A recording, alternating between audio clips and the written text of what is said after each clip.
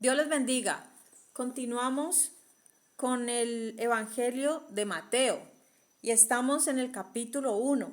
El mensaje anterior vimos acerca de la genealogía de Jesucristo, cómo en la historia del Señor Jesús, entre sus antepasados, habían diferentes personalidades, reyes, personas conocidas, no conocidas, personas muy privadas, había personas con muy buena reputación, pero habían otras con mala reputación, o sea, había de todo. ¿Qué nos enseñó esto? Que el Señor se hizo semejante a nosotros, a pesar de nuestro pecado, que el Señor se identificó con nosotros. Dice la palabra que Dios se hizo, que por nosotros, el Señor Jesús, fue hecho pecado por nosotros, por algún tiempo, por algún momento. ¿Para qué? Para librarnos a nosotros del pecado, para poder perdonarnos. Él se hizo como uno de nosotros, vivió entre nosotros, fue un pariente cercano. Para poder ser un pariente redentor, tuvo que ser como uno de nosotros. Bueno, vamos a ver hoy lo que es el nacimiento de Jesucristo. Y estamos en Mateo 1:18. Dice así: el nacimiento de Jesucristo fue así. Estando desposada María, su madre, con José, antes que se juntasen, se halló que había concebido del Espíritu Santo. Bueno, en realidad Mateo no habla mucho sobre el nacimiento de Jesús. Lucas nos dará muchos más detalles de esto. Bueno, ahí lo primero que vamos a ver son 3 etapas del matrimonio judío en días de Jesús. Primero, el compromiso. Normalmente lo arreglaban los padres cuando los novios aún eran niños o muy jóvenes. Segunda etapa, el desposorio. Bueno, el compromiso oficial y obligatorio. Ya la pareja era conocida como esposos. El desposorio solo se podía romper por el divorcio. Normalmente duraba un año. Y tercera etapa, el matrimonio. Bueno, esto ocurría después del desposorio y después de la boda. Cristo nació de una virgen, pero una virgen desposada. Consideremos la gran prueba que fue para María y para José esta situación. Fue penosa y humillante. Su reputación, su honor y su vida estaban en juego. Esta realidad de su concepción fue puesta en duda muchas veces, tanto así que a Jesús le llamaron hijo de fornicación. Algunos pensaron que María había quedado embarazada de un soldado romano o por un soldado romano.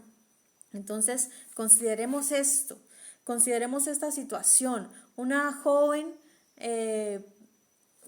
que ya estaba comprometida, que ya estaba, digamos, en la etapa del desposorio, que vemos que es un año antes de la boda, antes de que se cumpla pues el matrimonio. Y pensemos en esto, que de un momento a otro, algo que no esperaba, algo que no se esperaba, aunque ellos en el contexto, por el contexto que ellos estaban viviendo, sabemos que ellos estaban esperando al Mesías, pero a ellos muy probablemente les cogió por sorpresa esta situación. Sí, fue de pronto algo vergonzoso, algo humillante, tanto para María como para José. Yo creo que al enterarse de la noticia tuvo las dos partes, ¿no? Tuvo como un sabor agridulce. Al principio de pronto fue difícil de aceptar, pero yo creo que a nomás ya como que lo asimilaron. Yo creo que fue algo muy grato, muy agradable. Fue una sensación sin igual, pienso yo que fue así. Entonces, esperanza, gozo, alegría, en medio de todo, ¿no? En medio de las tribulaciones, ellos tuvieron gozo, alegría y esperanza. Es lo más probable. ¿Por qué? Porque donde está el Salvador hay todo esto, hay gozo, hay paz, hay alegría, hay esperanza. Entonces, esto pasó con José y María. Bueno, voy a leer aquí un comentario. Dice de Spurgeon unas palabras. Dice: es nacido de una mujer para que fuese humano, pero no por hombre para que no sea pecaminoso. La humanidad de Cristo no es una concepción personal, es la naturaleza de Dios que subsiste en Cristo. Dios es unigénito del Padre. Mire, no es posible tratar de explicar cómo fue la concepción, cómo se hizo este milagro. Es algo que no se puede explicar. Mire algo importante yo escribí aquí, que ahorita se los voy a leer. El misterio de la encarnación de Cristo es digno de adoración más bien que de investigación. No podemos saber cómo fue formado el cuerpo de nuestro Salvador. No fue primero formado el cuerpo de Jesús y después unido a la persona del Hijo de Dios, sino que desde el primer momento el Hijo de Dios tomó sobre sí la primera célula viva de aquel cuerpo que estaba en formación por el Espíritu Santo. Yo investigué algo sobre genética, bueno, algo así, porque sabemos que no es posible descubrir esto y no es tampoco nuestro deber indagar demasiado en esto. ¿Por qué? Porque es algo milagroso. ¿Y los milagros se pueden explicar? No, los milagros ocurren simplemente por el poder del Espíritu Santo. Entonces no es posible que entendamos esto, ni aún un científico, ni aún un experto en genética, en ADN y todo esto, podría dar esta explicación. Tal vez podría dar ciertas explicaciones, pero no podría aclarar, digamos, ese misterio, porque ningún ser humano, excepto Jesús, sabe y conoce realmente cómo ocurrió. Bueno, durante el embarazo, la sangre de la madre y la del hijo nunca se mezclan directamente. La conexión se realiza a través de la placenta y el cordón umbilical, donde la madre transfiere oxígeno y nutrientes. El sistema circulatorio del feto y el de la madre son independientes. Bueno, eso lo saqué de una universidad de Stanford. Bueno, cada uno mantiene su propio sistema circulatorio independiente y cerrado durante todo el embarazo. No se mezcla la sangre. Esto es como un mecanismo de defensa, ya que el bebé tiene su propio tipo de sangre. Puede ser diferente al de la madre, es decir, pueden tener el mismo tipo de sangre o diferente, por eso no se mezclan, ¿sí? Porque si fueran de dos tipos, digamos, de sangre incompatibles, entonces lo que hará el cuerpo de la madre es rechazar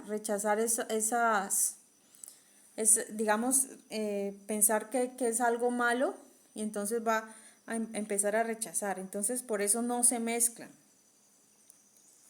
Bueno, pequeñas células del bebé se alojan en el cuerpo de la madre. Esto sí, se ha comprobado, estudios demuestran que aunque no hay esa unión en las sangres, no se mezclan, sí viajan, sí, digamos que a través de la placenta, ¿no? Que es lo que digamos es como la barrera que hay, pero a través de la placenta y del cordón umbilical es que recibe nutrientes, ¿sí? El bebé recibe los nutrientes, recibe las proteínas, todo lo que le va a ayudar en su crecimiento.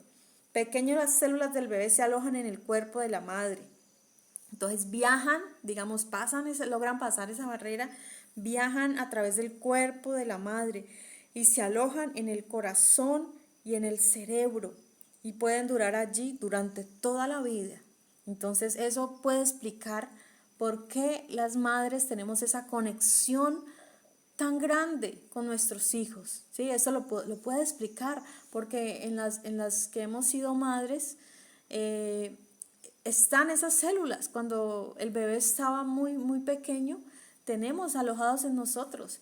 Entonces, por eso se sufre tanto. O sea, yo creo que cuando un hijo muere, aunque ambos sufren, yo creo que la madre tiene un dolor mucho mayor, ¿sí? Por esta razón. Entonces, así creo yo, pasó con María y Jesús. No me imagino el dolor tan grande que María tuvo cuando supo que Jesús estaba siendo crucificado, cuando ella vio ese momento de la muerte de Jesús, aunque sabemos que pronto iba a resucitar, pero igual fue algo demasiado duro para ella. Me puedo tratar de imaginar ese dolor tan grande, al igual que cualquier madre cuando pierde a su hijo.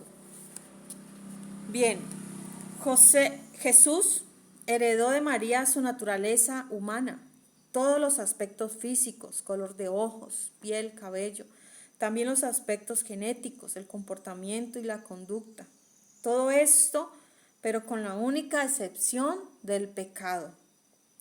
También adquirió una mortalidad humana. Jesús creció, aprendió, tuvo emociones, jugó, rió, lloró, y todo esto fue influenciado por la cultura judía, donde él pues creció y vivió y se desarrolló. Entonces ahí está el misterio, ¿cierto? Es un misterio que no podemos indagar en él porque es demasiado para nosotros, es incomprensible para nosotros. Bueno, versículo 19. José, su marido, como era justo, no quería infamarla, quiso dejarla secretamente. Bueno, allí nos habla de José, ¿cierto? Nos habla de José, que era el que estaba prometido ya en matrimonio con María. Pero ¿qué nos dice, qué nos habla? O sea, esta noticia fue tal vez impactante. Posiblemente María no le contó, porque ¿cómo María iba a contar lo inexplicable? ¿Cómo le iba a explicar algo? Eso tenía que ser directamente de parte de Dios, esa explicación. Bueno, un hombre justo, José. Bueno, un hombre justo, ahí se refiere a un hombre recto, a un hombre cumplidor de la ley. Él se esforzó por cumplir con los preceptos divinos mostrados en la ley. Él quiso divorciarse de la forma más privada posible, con 2 o 3 testigos, es decir, tan silencioso como se pudiera. ¿Sí? Él no quería infamarla, él no quería que le hicieran, lo que le correspondía a una mujer adúltera era la lapidación, ¿sí? Morir apedreada, como lo que pasó con la mujer adúltera. Sí, eso era lo que correspondía, pero él no quería hacerle el mal. Él mostró misericordia, aunque la ley le permitía que hiciera eso. Bueno, si ella cometió infidelidad, ¿cierto? La ley le permitía eso. Pero él pudo más el amor. Aunque él quería cumplir con la ley, lo que hizo fue, bueno, la voy a dejar, pero secretamente. Se iba a divorciar con lo menos posible, o sea, 2 personas, 2 testigos, que era lo requerido, digamos así, para poder él divorciarse, que nomás ellos se dieran cuenta y ya, y no tenía por qué explicarle tampoco las razones. Bueno, pero ahí vemos que fue tan diferente a Judá, el antepasado de Jesús. ¿Sí? ¿Qué pasó con Judá y Tamar? Si recordamos eso, Tamar pues se vendió como prostituta a su suegro Judá y quedó en embarazo. Pero como él no sabía que era la nuera de él, entonces cuando ella resultó en embarazo, lo que él hizo, sin saber que era él mismo, de él, lo que él hizo es sacarla y quemarla. Mire la diferencia, ¿no? La diferencia tan grande. Como Judá lo que dio, no, si cometió adulterio, que la saquen y la quemen. En cambio José, aunque María, estamos seguros completamente de que María no cometió, pero él era lo normal que pensara, ¿verdad? Que había sido así. Pero también vemos a Jesús con la mujer adúltera, cómo Jesús también defendió a esta mujer de la lapidación. Entonces vemos ahí cómo está el amor por encima de la ley, la misericordia, la gracia de Dios por encima de lo que se merece, ¿cierto? Podemos decir eso. Bueno, entonces hay quienes son sorprendidos en alguna falta y deben ser restaurados con espíritu de mansedumbre. Eso está en Gálatas 6:1. Se notó la prudencia y el amor, ya que cubrirá multitud de pecados. Cuando nuestros hijos o alguien que amamos comete un error o un pecado, somos los más discretos posibles. ¿Por qué no ser así con nuestros hermanos? Mire, cuando tal vez un hijo nuestro comete un pecado o un error, se equivoca o hace algo malo, indebido, nosotros normalmente, como es nuestro hijo, como se trata de nuestro hijo que amamos tanto, normalmente lo que nosotros hacemos es tapar, ¿cierto? Ser prudentes, ser discretos, no descubrir, ¿cierto? Lo que hicieron. ¿Por qué? Porque lo amamos, como si fuéramos nosotros mismos. O cuando alguien que amamos hace algo así, también nosotros tratamos de tapar, de encubrir eso, ¿cierto? Para no difamarlo, para no causarle daño a esa persona. Pero ¿qué pasa muchas veces? ¿Por qué con nuestros hermanos no somos así? ¿Por qué si uno de nuestros hermanos comete una falta, un pecado, por qué lo que hacemos es que ojalá que todo el mundo se dé cuenta? Ojalá que entre más personas se den cuenta, voy a publicarlo por el Facebook, en el grupo de la iglesia, voy a pedir oración por esa persona, pero no tanto para que sea restaurada, sino para que sepan lo que hizo, lo que cometió. Entonces ahí estamos mal. Si ese es nuestro deseo, cuando un hermano cae en pecado o comete una falta, si nuestro deseo es que todo el mundo se dé cuenta, destapar eso, que se vuelva pues un chismerío, estamos muy mal y nos hace falta el amor de Dios. Veamos el ejemplo de José, veamos este ejemplo que él está dando. Aún él pensó que él había sido traicionado, pero aún así prefirió mantenerlo en secreto, ser prudente. Y voy a leer un comentario también de Spurgeon que escribí aquí.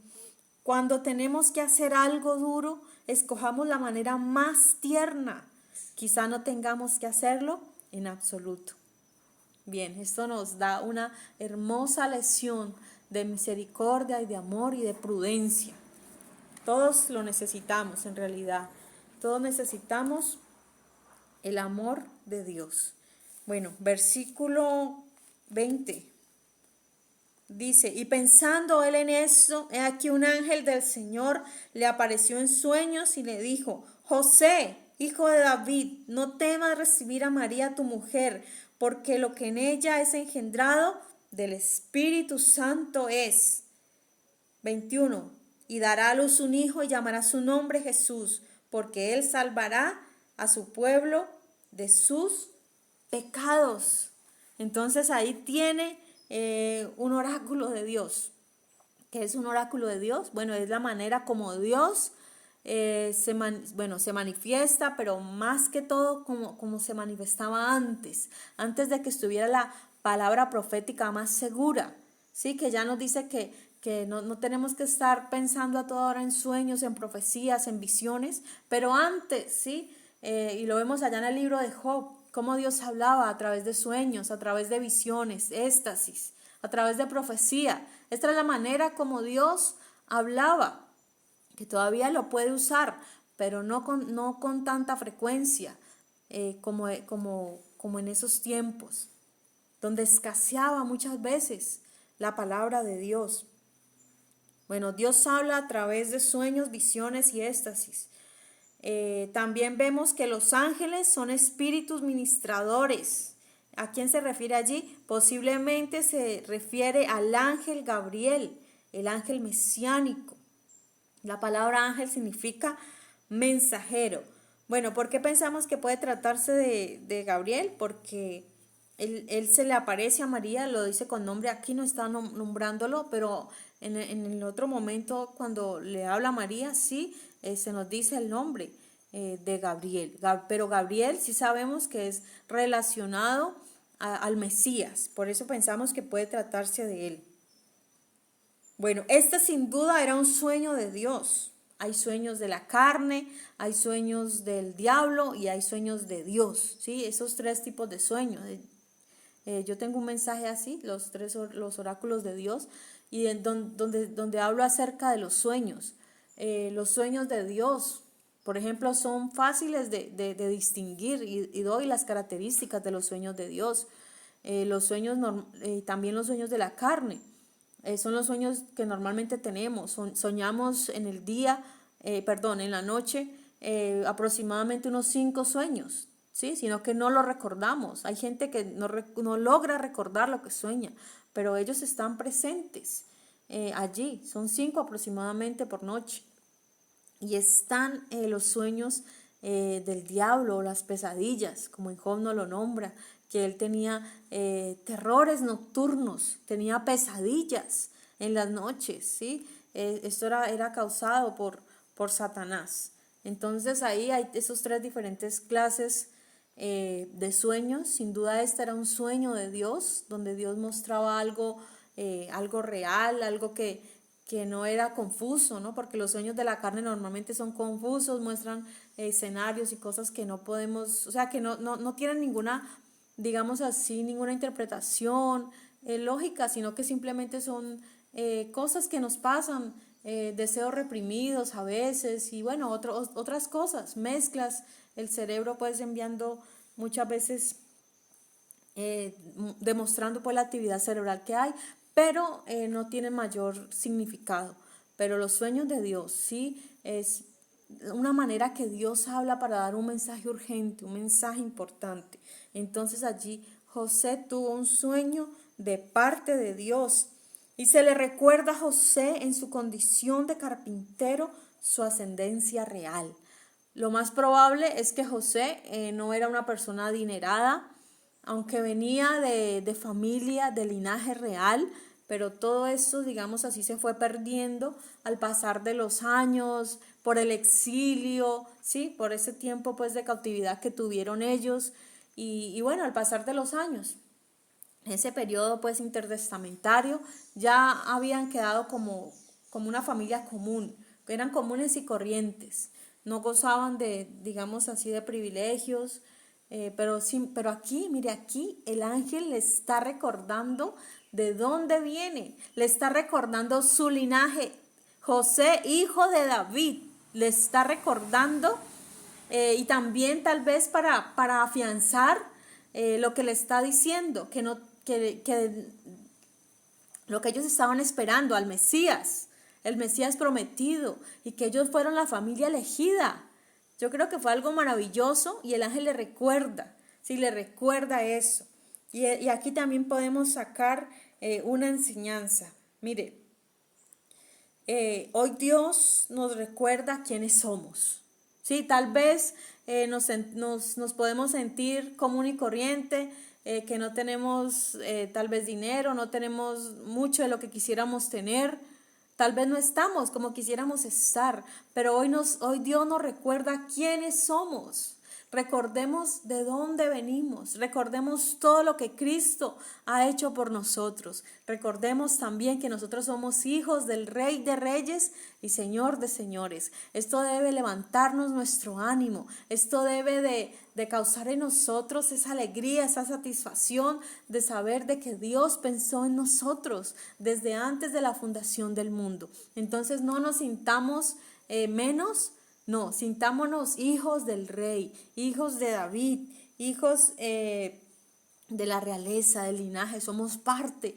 Antes dice la palabra, no éramos pueblo, pero ahora somos pueblo, somos parte del pueblo de Dios. Hemos sido llamados sin importar nuestra nacionalidad, sin importar nuestro sexo, nuestra condición, si eres hombre, si eres mujer, no importa nada, si eres rico, si eres pobre, si has estudiado, si no has estudiado, si eres lindo, si eres no tan lindo, si eres alto, flaco, gordo, delgado, o sea, no importa eso, lo importante es que tenemos un Padre en común, el Padre Dios, el Padre de las luces, que él dio su vida por nosotros y nos hizo herederos y coherederos en Cristo Jesús. Entonces esto es motivo para nosotros estar alegres, estar felices, saber lo grandioso que Dios hizo por nosotros. Entonces así le recuerda el ángel a José, hijo de David, ¿sí? Le recuerda su ascendencia real.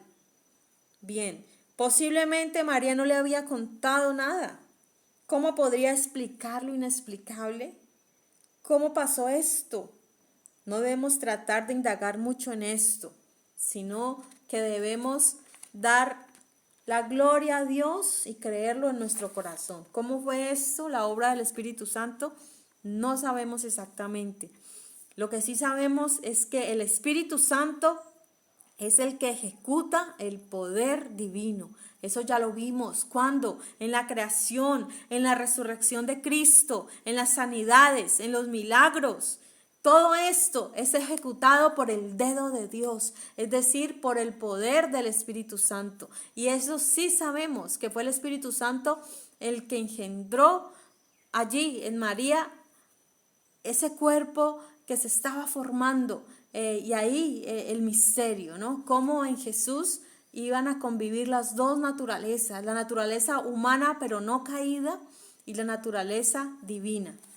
Bien, ahora sí, versículo, ya habíamos leído el 21, continuamos entonces con el 21 que dice que llamará su nombre Jesús.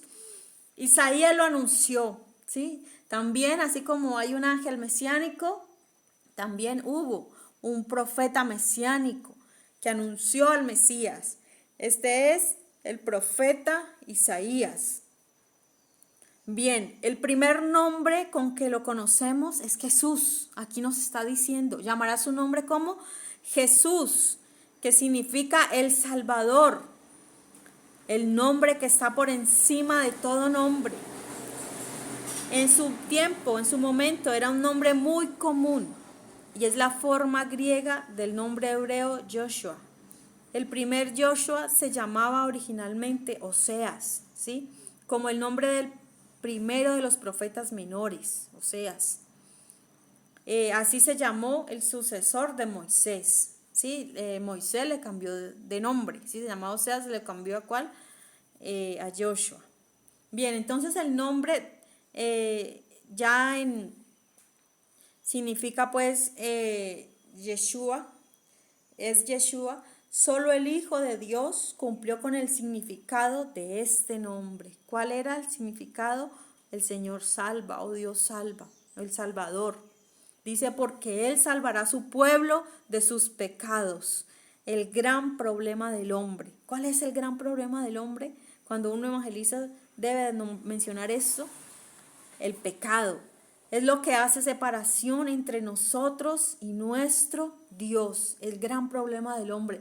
El hombre está separado de Dios, de su creador, por causa del pecado. Pero mire, aquí dice que Él salvará a su pueblo de sus pecados.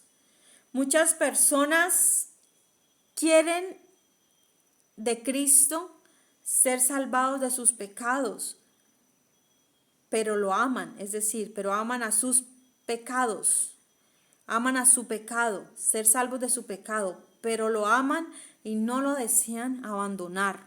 O sea que muchos sí quieren ser libres, que Dios los salve del pecado, pero no lo quieren soltar, quieren aferrarse a ese pecado, a esos pecados. Muchos quieren ser libres de enfermedades, de pobreza y tantas otras cosas que afectan al ser humano, pero desean conservar su pecado.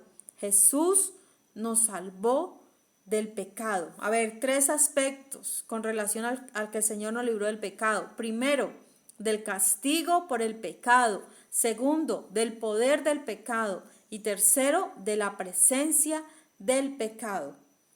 Los judíos no debían esperar un libertador nacional o un brillante guerrero que los librara del poder opresor de Roma.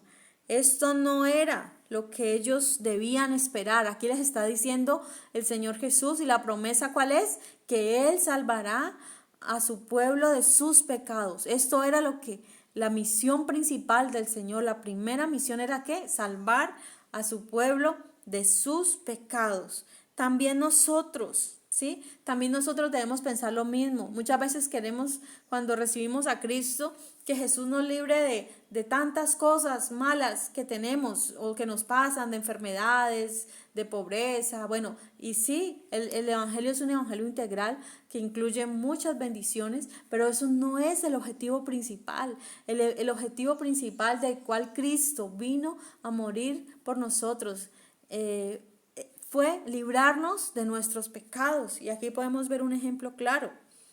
¿Qué es más fácil decir?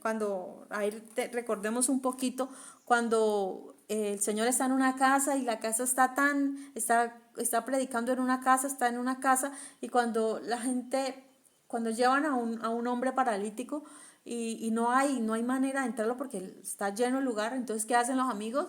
Por el techo abren un hueco y lo bajan, ¿cierto? Ese es el contexto de esto, que Jesús dice, ¿qué es más fácil decir? Levántate y anda, o tus pecados te son perdonados. Jesús les dijo, ustedes lo que quisieran escuchar es que yo les digo, levántate y anda y ya. Pero mire, cuando Jesús les dijo eso, cuando Jesús les dijo que tus pecados te son perdonados, a Jesús le dijeron, ¿cómo así? Blasfemias dices. Pero Jesús tiene potestad para perdonar los pecados. ¿Por qué? Porque no hay otro nombre debajo del cielo en el cual podamos ser salvos. Jesucristo tiene potestad para perdonar pecados. Y mire, Dios puede hacer la obra, Dios puede sanar y aún en nuestro tiempo, Dios puede hacer un milagro. Pero ¿qué pasa? Muchas veces el Señor sana incluso de cáncer, enfermedades terminales. Cuando ya no hay nada que hacer, el Señor tiene el poder.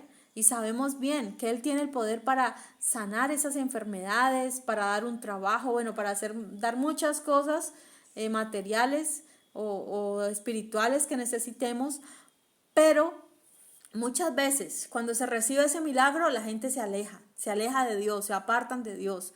Y lo principal no es la sanidad física, lo principal es la sanidad del alma, el perdón de los pecados. Esto es prioritario en la vida de una persona. Entonces no demos prioridad a cosas pasajeras. ¿Por qué? Porque ciertamente el Señor puede sanarnos, pero finalmente llegará un momento en que vamos a morir por cualquier razón. Entonces eso es temporal. Una sanidad es una bendición temporal, pero el perdón de los pecados, la vida eterna es para siempre. Eso va a permanecer y eso es lo más importante y por lo cual nosotros debemos siempre apuntar, ¿sí? Primero el perdón de los pecados, dar la importancia a lo que es ser perdonado. El salmista David dijo, el gozo de la salvación, el sentirse perdonado.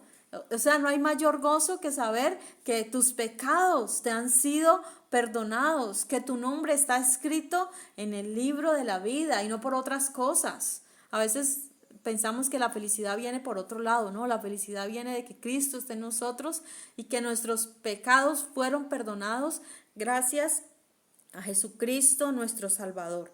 Bien, continuamos allí. Versículo 22 dice, todo esto aconteció para que se cumpliese lo dicho por el Señor por medio del profeta cuando dijo, he aquí, una virgen concebirá y dará a luz un hijo y llamará su nombre Emmanuel. Bueno, cuando ahí dice todo esto, se refiere ¿a qué? Al gran milagro. Sí, a todo lo que ya vimos, al gran milagro de la concepción de una mujer virgen. Todo esto, o sea, todos estos milagros, a eso se refiere, ¿sí? Donde dice todo esto. ¿Para qué? Para que se cumpliese lo dicho por el Señor, por medio del profeta. Bueno, ya vimos que se trataba de el profeta Isaías y lo que están mencionando allí, está citando, es en Isaías 7:14. Hay una dificultad con la cita, es de Isaías 7:14. La palabra traducida por virgen es almat. Implícitamente también anuncia, también anuncia que la virginidad se mantendría hasta el nacimiento del hijo. La dificultad está en que almat significa también mujer joven. El cumplimiento inmediato de esta profecía de Isaías puede hacer mención de una mujer joven dando a luz. Sí, esto en los tiempos de Acab, del rey Acab. Pero el cumplimiento final señala a una mujer virgen que concibe y da a luz milagrosamente y tuvo cumplimiento con la Virgen María y Jesús. Cristo no habría de nacer de una reina o una emperatriz, sino de una virgen para enseñarnos el valor de la pureza espiritual. es maravilloso. El Señor pudo haber escogido a una mujer reina, a una mujer con mucho dinero, de mucho renombre, pero no. El Señor Jesús Dios quiso mostrarnos el verdadero valor de la pureza espiritual, lo que realmente Dios valora. No son sus riquezas, sus posesiones, su fama o su posición. Lo que Dios valora es la santidad, la pureza. Es algo maravilloso saber esto. Bien, dice, nacerá un Salvador, un mediador entre Dios y los hombres. Emmanuel, dice, llamará su nombre Emmanuel. Este nombre nos sugiere su deidad y su cercanía con el hombre. El hombre pudo ver a Dios a través de Cristo. Mire, a Dios nadie lo ha visto jamás. ¿Por qué? Porque Dios es un Dios invisible. Ni aun los ángeles pueden ver a Dios de esa manera. ¿Por qué? Porque Él es el Dios invisible. Pero ¿cómo fue visto de los ángeles? Que hay un pasaje que dice visto de los ángeles e incluso visto por los seres humanos a través de Jesús. Dios se hizo asequible al hombre a través de Jesús. Y Jesús mismo dijo, el que me ha visto a mí, ha visto al Padre. Entonces esa es la cercanía de Dios con el hombre. Ayer que estudiaba esta parte, yo no he perdido la capacidad de asombro. En realidad me asombra pensar en esto, pensar en el Dios grande y sublime, el Dios que creó todas las cosas y que todas las cosas por Él subsisten, y cómo vino, cómo se humilló a sí mismo. En el Salmo 8 nos habla de la grandeza del hombre y a la vez de lo pequeño del hombre, pero nos habla de que Jesús vino y se hizo un poco menor que los ángeles. Eso lo podemos ver ahí en el Salmo 8. Mire, es maravilloso saber pensar en Jesús, en cómo Dios se hizo hombre, cómo en Él cohabitaron las dos naturalezas. Es algo maravilloso meditar en esto. Algo que quiero decir, ¿a Jesús se le llamó Emmanuel? No vemos que se le llamara Emmanuel. Él siempre fue conocido como Jesús de Nazaret. Mire, para poderlo llamar a Jesús nosotros, primero que tuvo que ser Emmanuel, Dios hecho hombre. Esto nos muestra cuán bajo Dios se inclinó para salvar al hombre. Agregó la naturaleza de una de sus propias criaturas con su propia naturaleza divina, aceptando la condición humana. ¿Cuál es la condición humana? Debilidad, fragilidad. Esa es la condición humana. Esto también nos muestra que el gran milagro fue que Dios pudiera agregar la naturaleza humana a la suya y seguir siendo Dios. 100% hombre, 100% Dios. Es algo maravilloso. También nos muestra la compatibilidad entre la naturaleza humana no caída y la naturaleza divina. Esto demuestra que realmente somos hechos a imagen de Dios. La Shekinah se hizo visible y real entre nosotros por la luz de la ley. Vemos a Dios contra nosotros, pero por la luz de Cristo y su evangelio vemos a Dios con nosotros. ¿Qué significa qué? Emmanuel, sí, Cristo, el mediador de un nuevo pacto. Sí, en hebreo, Immanuel, del hebreo. O sea, fue traducido del hebreo, Immanuel, traducido al griego koiné, que significa Dios con nosotros, Emmanuel, Dios con nosotros. Es maravilloso y yo ayer me asombraba de estudiar esto, de estudiar acerca de la Shekinah de Dios, la presencia de Dios. Y por supuesto me pregunto, María, ¿qué sentía ella cuando llevaba en su vientre al Salvador? Me imagino yo esa sensación de alegría, de felicidad, de paz, de gozo. Yo me lo puedo imaginar, o mejor dicho, no me lo alcanzo a imaginar cómo sería de maravilloso el Señor Jesús.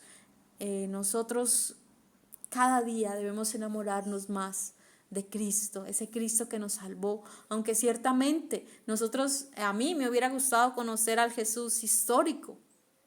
Es una pregunta que a veces me hago, me hubiera gustado vivir en tiempos de Jesús. Digamos el Jesús histórico aquel, pero nosotros sabemos que Él vive en nosotros, que Él está con nosotros, y cada día que estudio más acerca de esto, acerca de la cristología, cada día me doy cuenta que aunque lo conozco un poquito más, no me acerco siquiera demasiado para conocerlo en su grandeza, en su poder, en su majestad. Él es tan grande, Él es tan alto, Él es tan sublime, y pensar en Él me lleno de asombro, me lleno de emoción, me maravillo de pensar en lo que Él hizo, en quién es Él, y que sin verlo lo amamos.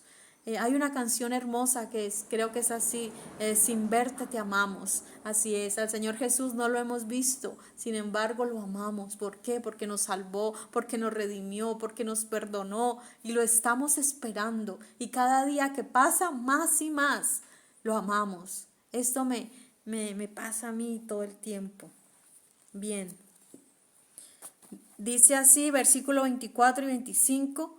Ya estamos terminando este capítulo. Dice: y despertando José del sueño, hizo como el ángel del Señor le había mandado, y recibió a su mujer, pero no la conoció hasta que dio a luz a su hijo primogénito, y le puso por nombre Jesús. Bien, José despertó del sueño. José ya había meditado en todo esto. Recordemos, antes de que él se acostara, él estaba meditando y pensando, reflexionando, estaba tranquilo, estaba calmado. Él no actuó a la loca como muchas veces actuamos nosotros. Ay, a ver, yo hago, a ver, yo me vengo, a ver qué hago. A mí me ha pasado muchas veces que uno se desespera en ciertos momentos y quiere hacer algo, llamar, hablar con alguien, no esperar, no calmarse, sino que quiere actuar locamente. A mí me ha pasado, y yo creo que tal vez a muchos de ustedes también. Pero José no fue así. José estuvo reflexionando, estuvo calmado. Él pensó, bueno, ¿qué sería lo mejor en estos casos? Lo mejor es que yo la deje en secreto. Yo no quiero causarle daño a ella. Y bueno, él estaba tranquilo cuando tuvo ese sueño, esa revelación de parte de Dios. Y luego que ya le fue revelado eso, él se despertó, José, del sueño, y que entendió que era de Dios realmente el sueño. ¿Y qué hizo? Fue obediente, hizo como el ángel del Señor le había mandado. Bueno, el ángel del Señor no se refiere, se refiere al mensajero, sí, al mensajero, probablemente, como ya habíamos dicho, posiblemente el ángel Gabriel, y recibió a su mujer, sí, o sea que la recibió en su casa, pero dice que no la conoció. ¿Cómo así? Como en ese tiempo del desposorio, que era un año antes, ellos todavía no tenían intimidad todavía, y aún él supo que no debía tampoco tener intimidad con María hasta que no naciera Jesús.